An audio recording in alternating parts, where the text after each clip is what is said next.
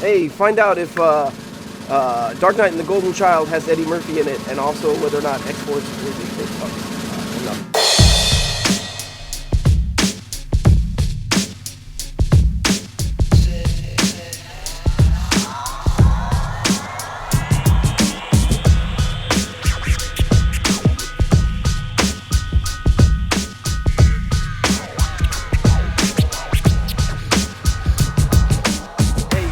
Friends and fans of fun, we are well, first of all, my voice is going. I'm clearly losing my voice. I've been sick for the last couple of days, but I'm gonna get through this, and I'm gonna sit tall, square my shoulders, and do this whole all right.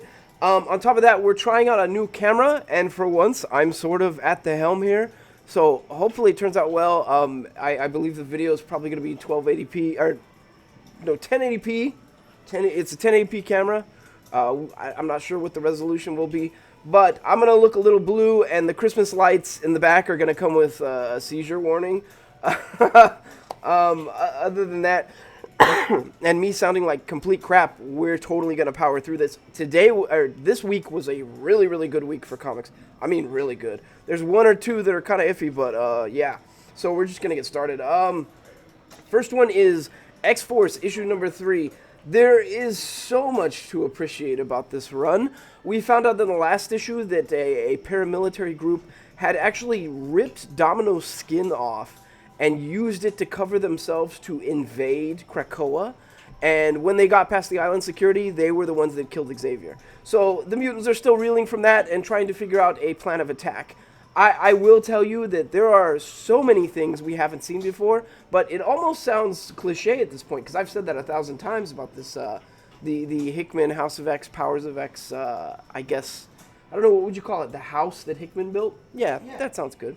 The house that Hickman built. Anyways, this is Benjamin Percy, Joshua Cassera, and Guru Effects. Honestly, if you're into the mutant stuff, you cannot go wrong with this. It's amazing. Next is Reaver, and this is, I thought it was the wrap-up after 6. Turns out it's not, but this is very much a fantasy version of the Dirty Dozen, only it's maybe the Dirty Half Dozen.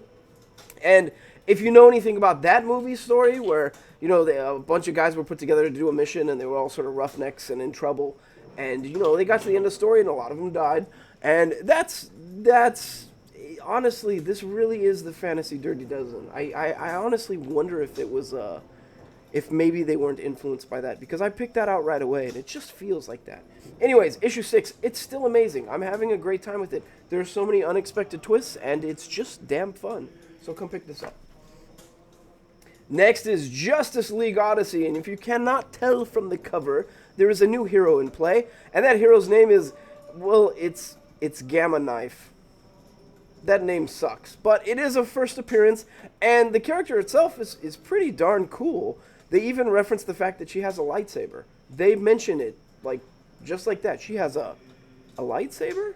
Like, it's awesome. On top of that, Jessica Cruz has been down and out, but she's got a bit of Darkseid's power from, well, him killing her, and she's also got part of her Lantern Corps ring wedged in her hand.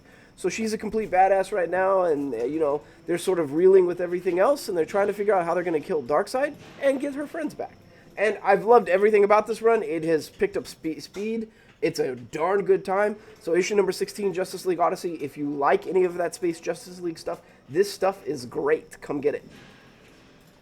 Next is Jane Foster Valkyrie. And poor old Jane Foster has been demoted to working in the morgue, but that suits her just fine, since she ferries souls to the, well, the land of the dead. So, on top of that, she's come to the conclusion that, well, maybe death itself is sick, and she needs to get a little advice on how you would cure death if death was sick. So she goes to, well, Doctor Strange. And that's pretty much all I can tell you without spoiling anything else. Is it a worthy read? Yes, it's amazing. I've had nothing but fun with this Valkyrie run, and this is no different. Now, the art is just completely on point. The art is so amazing. This is Ewing, Aaron Perez, and Bertov. Come pick this up. It's awesome. Next is the Immortal Hulk. Wanted Bruce Banner. Now, last time Bruce Banner destroyed the Roxxon servers. Not Bruce Banner. The Hulk destroyed the Roxxon servers, and that houses Roxtube, Roxbook, Oxblur, like pretty much every bastardization of all the social networking stuff that we know in the real world. Yeah, and Roxxon itself is sort of ran by hellish entities. I can't remember, a Minotaur, I think, from Hell or something. But so they've had to recoup, they've had to cut their losses. And the one thing they found is that the Immortal Hulk has become very popular with the teens. So how can they capitalize on this tragic loss? Well, they can do it by printing Hulk masks and making him into anonymous.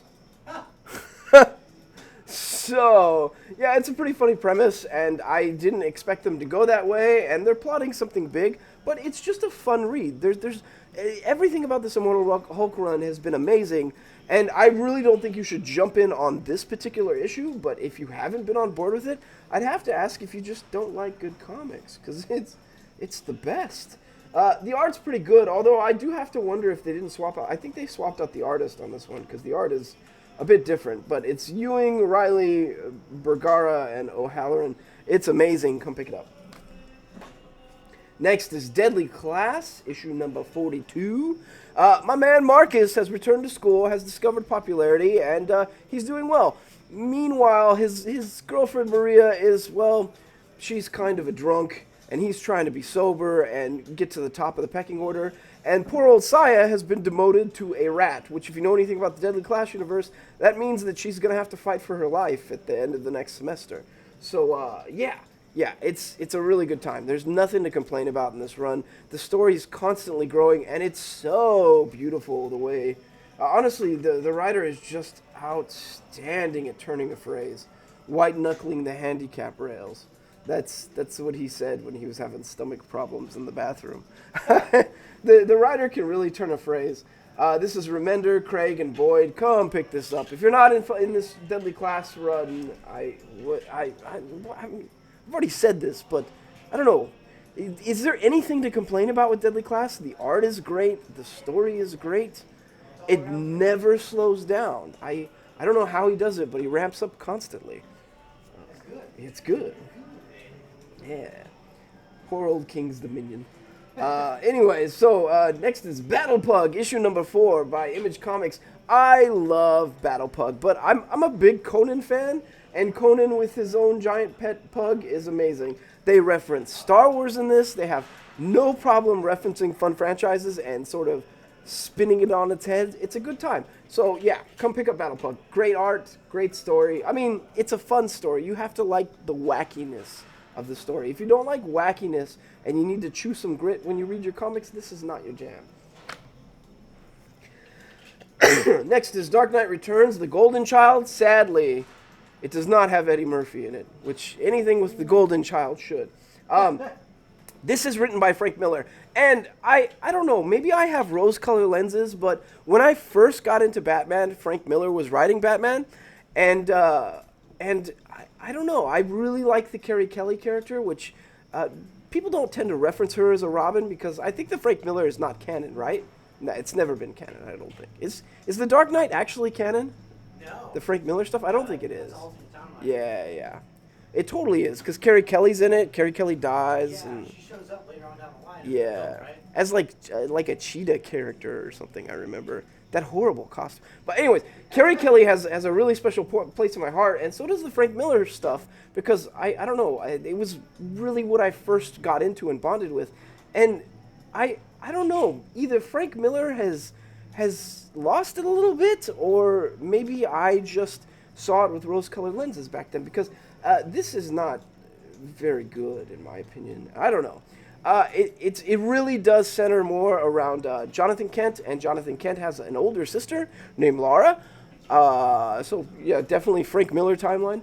On top of that, Batwoman is Carrie Kelly. She's evolved. She's now taken on the role of Batwoman, and they're fighting over political riots. Political riots that reference, our current political spectrum, I guess you could say. And I don't know, I tend to like politics in my comics, but this was even a bit much for me. On top of that, the writing at times felt disjointed. It was sort of all over the place. The storyline, it built to a big fight, and then you thought it was over, and then it built back to that fight. And normally I would say that that's okay, but in this point, it felt like you resolved it, and then unresolved it, and then resolved it, and then unresolved it. It was very, I don't know, disjointed for me. And far be it for me to criticize Frank Miller, but I didn't have the best time with it. So I'm going to say this is a maybe. If you are totally a Carrie Kelly fan, or you really love Frank Miller, come pick it up. If you're anyone else, don't jump in on this book as far as his work is concerned. Go pick up the other stuff. Next is Superman, issue number 18. My God, this is something to collect here. This is something you are absolutely going to want to own, because this is Superman admitting to the world that he's Clark Kent. And it was beautiful. It was totally beautiful. The first person he tells, who do you think it would be? My guess would normally be Jimmy, right? It's Perry. And it's so beautiful how they did it. It was just so respectful and loving. And then he tells Jimmy, and I had such a good time with it. On top of that, he might have spoiled Doom's plan, because he might have inspired the world towards truth and justice by admitting the truth. So, it's so beautiful and so very Superman. And honestly, this is what I've wanted for a long time from the current run of Superman, which I haven't felt for a while. And this was great. It delivered in every way. You're going to want to collect this. This is totally worth your space bucks. I don't know that we're going to have any on the shelf, because I think our subs got a lot. But try to get it. Come in and special order it. We will get it for you, I promise. But it's awesome. So issue 18, Superman, it's a must-buy if you're a comic collector. Next is Teenage Mutant Ninja Turtles, issue 100. We don't have our main line yet. They haven't showed up. But we've got the Eastman variant here. And I can tell you that, well, in a nutshell, we already knew it was going to happen. But the resurrection of Orokusaki Shredder, that's in play. Whether or not he's still bound by the Dragon Curse, which I guess makes him angry. That's it in a nutshell. It makes him kind of angry. Whether or not he's still bothered by that and what happens. I will tell you that a major character in the TMNT universe is going to make the ultimate sacrifice. So you got to come pick this up. It's awesome, too. You get a giant trade paperback-sized book for, well, it's $7.99, so it's a little bit more, but it's a great, great story. There's a lot of fighting. It's everything you want out of a TMNT story, so come pick it up. Next is Batman Curse of the White Knight, and everything about this story has knocked me off my socks. It's Asbats fighting for control of Gotham. It involves the origin of Gotham. A Joker of a previous era called Lafayette, which his name is Laffy, which, okay, makes sense for the Joker. And pretty much the origin of Gotham. It's deep. It's fun. Harley's trying to get Jack Napier back. Meanwhile, the Joker refuses to give him up. It's great writing. There's nothing to complain about with this. The art is amazing. It has just knocked me off my socks with every issue. And this one reveals quite a bit. So you really do need to get this issue if you've been on this run. Book 5, we'll have it on our shelves. Come pick it up. Next is The Magicians. I love everything about this new class. It's a new class of magicians, but they're mixed with the hedge witches. They've taken 3 or 4 hedge witches in, and unexpectedly, one of them has died. Yeah. What do you do if somebody dies and you're practicing magic when you're not supposed to? Well, you hide the body, because break bills doesn't just kick you out, they take your magic. So that's what the other magicians are sort of dealing with. It's great. It's everything I wanted. Go figure. It's Lev Grossman is writing it. So Grossman, his own story. Sturgis, Bach, and Casada. It's awesome. If you need that extension of the books, and I don't mean the show, because this runs off the book lore. If you need that extension of the books, this is it. Come pick it up. It's awesome. Next is the Goon. And oh no!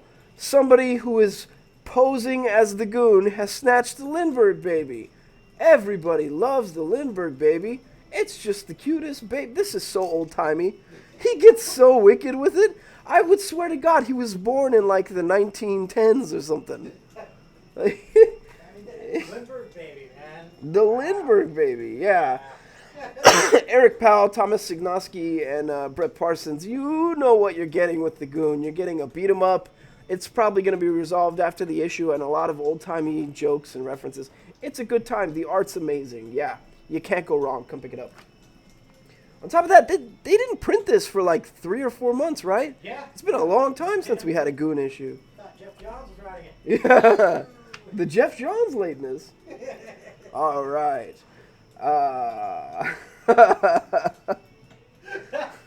You got me laughing about that. Anyways, so Annihilation Scourge, Beta Ray Bill. So this is Beta Ray Bill sort of dealing with the fact that the Cancerverse has invaded the negative universe, and that is bleeding over into our universe. Some of this will be explained. We will sort of know part of why this has happened and who caused it. Who do you think caused it? First assumption, I got nothing, man. This is on the cosmic landscape. Well, the Fantastic Four's been in it. So it's safe to say that some advice from Reed has probably gone sour. Maker, maybe? No. Regular Fantastic Four. But it's good. I've honestly had the best time with this. You get Lockjaw and Beta Ray Bill kicking butt. It's fun. They kill things in really inventive ways. I've had nothing but fun with this. The first issue was the Fantastic Four Annihilation, and it was like the intro, and that was stupid. It centered around like a sentient ball that was like talking to them or something.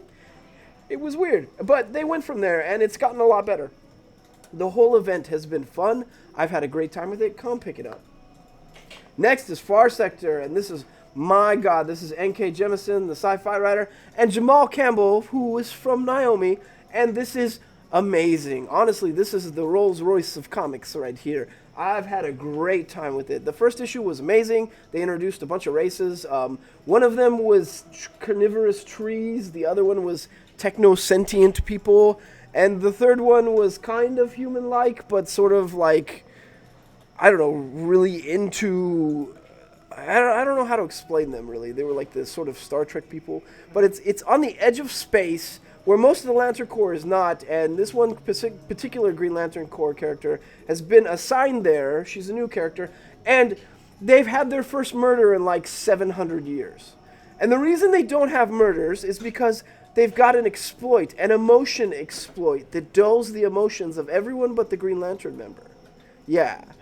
Yeah. The whole reason, technically, is to keep the plant species from eating other people. Yeah. Yeah.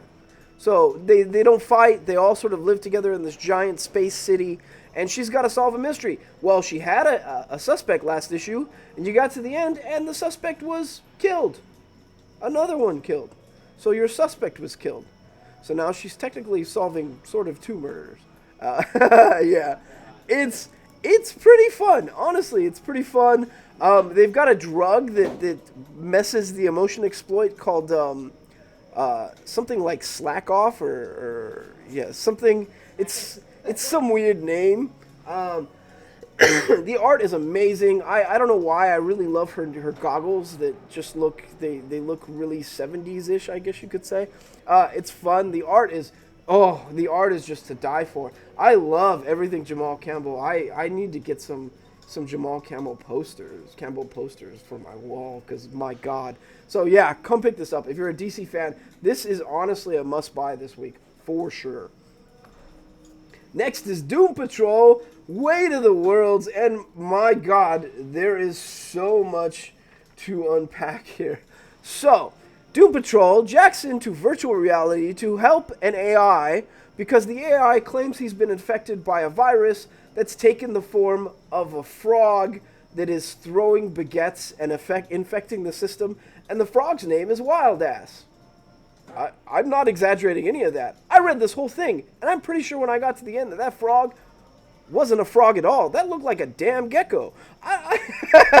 It was weird. It was fun. It went ways I didn't expect. The art was very... When they go into virtual reality, it looks like Lawnmower Man. Like someone has crossed memes with Lawnmower Man. I laughed the whole way through it. It was a great read. So if you need to jump in on some Doom Patrol and you need some weirdness in your life, this is totally it. They're screaming for a frog called Wild Ass throwing baguettes. That is the weirdest, most meme thing I've ever seen. I gotta admit, never heard that before. Yeah, that string of words has never been put together before. Anyways, Doom Patrol, issue number 6. This is on DC's Young Animal. This is Gerard Way. Oh, Gerard Way. Okay. Jeremy Lambert and Omar Frankia. It's awesome. Come pick it up.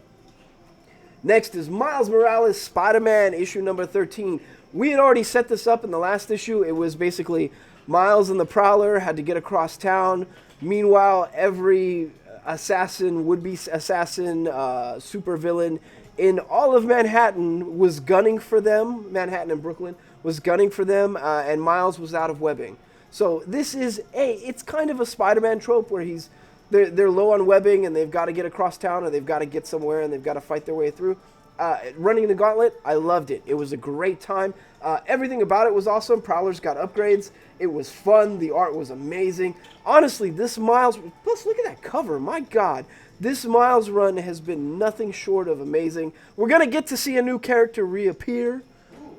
Yeah. So, yeah, come pick this up. It's awesome. If you're a Marvel fan, this is a must-buy this week. Honestly, it was a great time. Next is Spiderverse, and this one centers around SPDR. SP//DR? I don't know. If you don't know, that's the Techno Spider, which is really the spider mech that's powered by a sentient spider and Penny. I think the mech's called Penny, right? Yeah. I can't remember. Oh, no, Penny's the girl. Penny's the girl? Okay. I can't remember. She's fighting alongside Miles and sort of dealing with her world troubles, and Miles is happy to find out that some supervillains are actually in play, some that he recognizes. At one point he's like, oh good, you got a Kraven. So anyways, it was a great time. I honestly, again, it's weird to recommend a second Miles book this week, but that's not weird. Miles is pretty damn awesome. But Spider-Verse, this is, again, a must-buy if you're a Marvel fan and you're into Spider-Man. It was great. It was awesome. I had a great time with it. Laughed most of the way through again. Oh, my God. Dying is easy. This is a talk. Whoa. Can you bleep that? Yep. Okay, my bad. That's what it says. That's what it says. An S-Talk Holmes mystery. It's sort of bulleted out.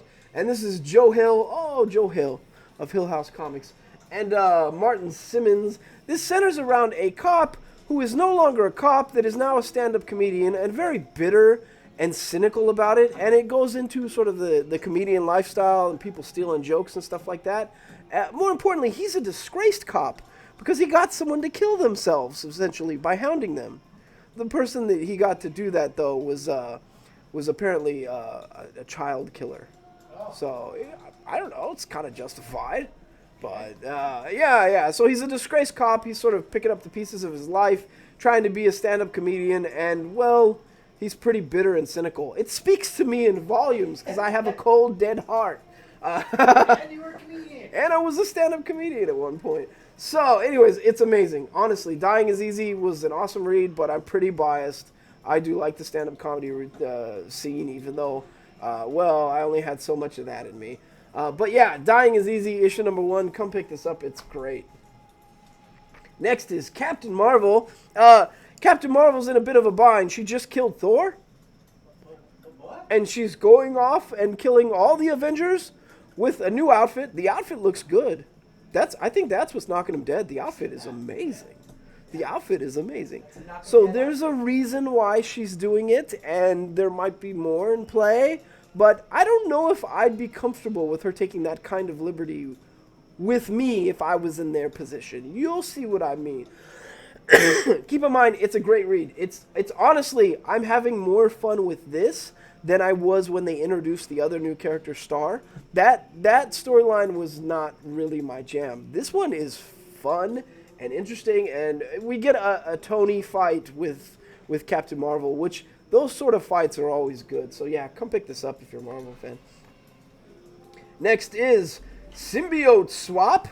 And, well, this is the Young Guns variant, but Yo-Yo flash up the regular one. Sorry, I think I grabbed the Young Guns by mistake. And this is Alien Reality. Somebody told me that the Alien Reality story was tied to the video game. That's a But lie, huh? I think that's a lie. I'm not sure. Maybe I got something confused. But Spider-Man sort of gets sucked into an alternate reality where, well, for one thing, he's dating Black Widow, but she looks like Felicia Hardy. And some of the villains are heroes, some of the heroes are villains, and some of his pretty much all of his enemies have different abilities and power sets. It's wild. It's cool. Doctor Strange did it. Do you think that might be a leak into Venom's maker? No. Talking about that other universe? No. This is definitely something else.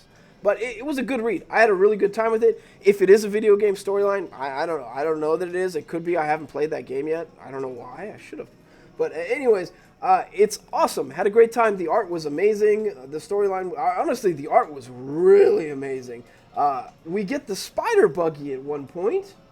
That's weird. Didn't know I wanted the spider buggy anymore, but yeah, it was a really, really good time. We'll have this on our shelves. It's fun. It's fun. Come pick it up.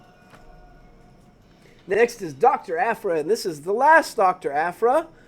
And poor old Darth Vader. Poor old Darth Vader is going to learn the hard way that you don't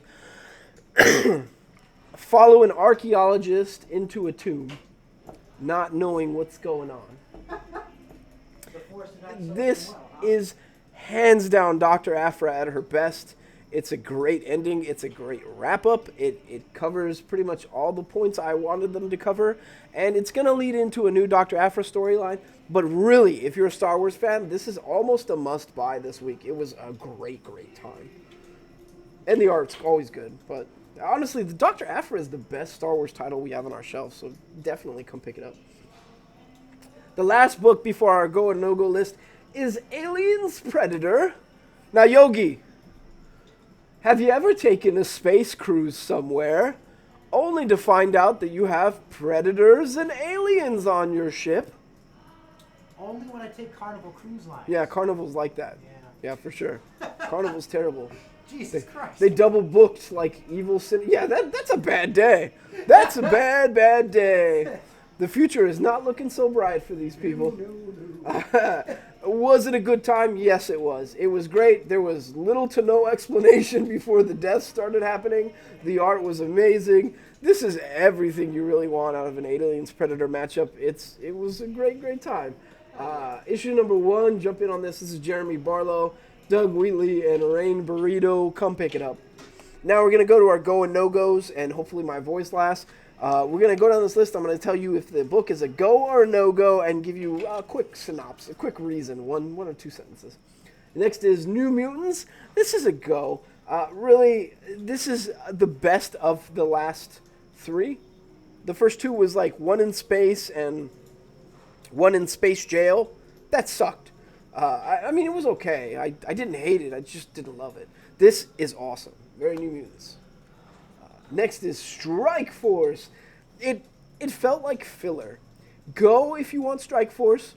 No go if you're going to jump in on Strike Force. Go back and get another issue. Ocean Master. This is the Year of the Villain one-shot. If you really like Ocean Master, go. It kind of humanized the character quite a bit. He ruins it, but it was good. Dark Multiverse, Teen Titans, The Judas Contract. If you know the Judas Contract storyline, this is way messed up. Go. Go if you know the Judas Contract. Annihilation Scourge, Silver Surfer. Go if you're in the Annihilation stuff. This explains so much of what's going on. It's honestly a must-go.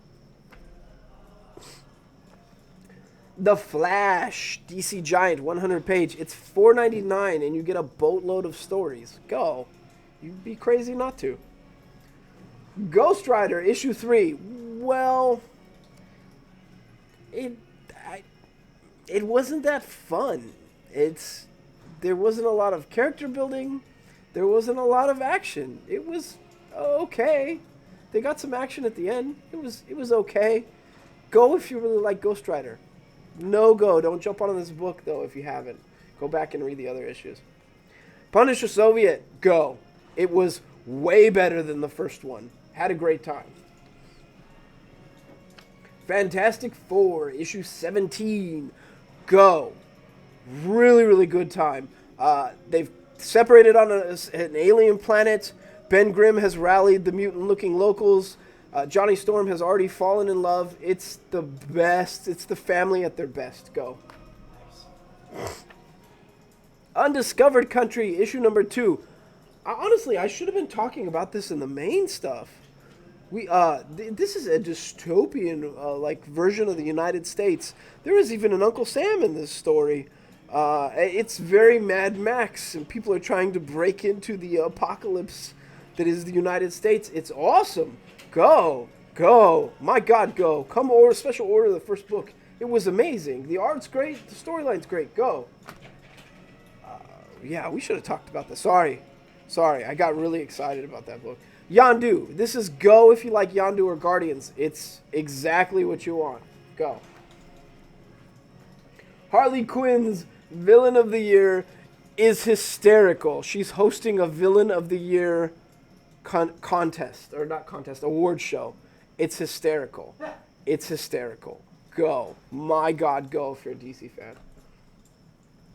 Spider-Man 2099. If you like Spider-Man 2099, go.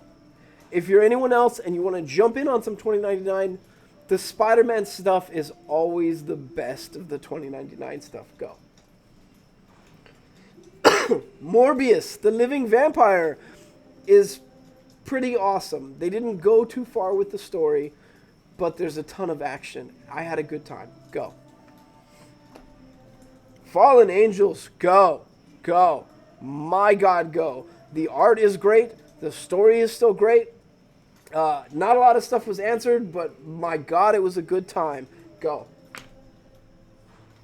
Arrow, issue 6. If you like Arrow, or you like this sort of modern manga stuff, go. Anyone else, yeah, you could jump in on this book. It's still a good jumping off point.